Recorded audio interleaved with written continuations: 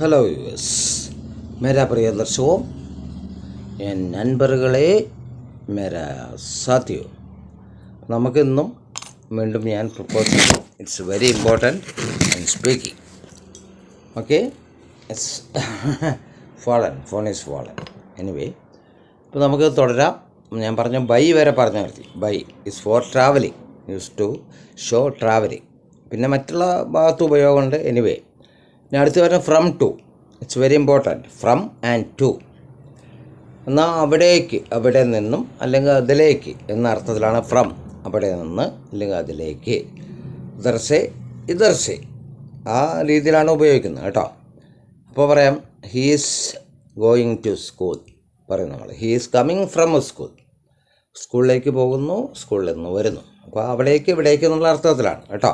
അല്ലാത്ത അർത്ഥത്തിൽ ഉപയോഗിക്കും. എനിവേ ഇപ്പോൾ ഫ്രം ആൻഡ് ടു അല്ലേ. ഇനി അടുത്ത് പറഞ്ഞാണ് ഓഫ്. ഓഫ് നമുക്ക് പറയാൻ പറ്റില്ല. ആണ് ണ് എന്നുള്ള അർത്ഥത്തിലാണ് ഉപയോഗിക്കുന്നത്. She is fond of music എന്ന് പറഞ്ഞാൽ അവൾക്ക് മ്യൂസിക്, സംഗീതം ഇഷ്ടമാണ് അല്ലെങ്കിൽ ഇഷ്ടമാകുന്നു. ഈ അർത്ഥത്തിലാണ് ഉപയോഗിക്കുക of.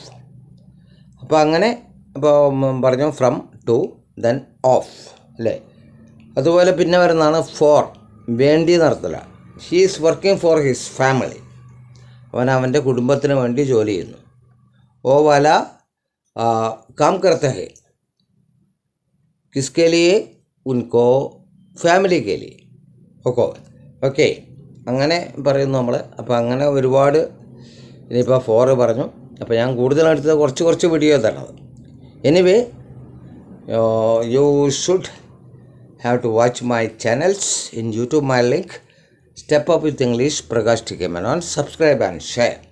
Then Facebook Step Up with English 108 Xuni Art. Following and share. Then Instagram Prakash TK 7 Prakash TK 7. Okay. Then see you in my next video. Okay. Then see you.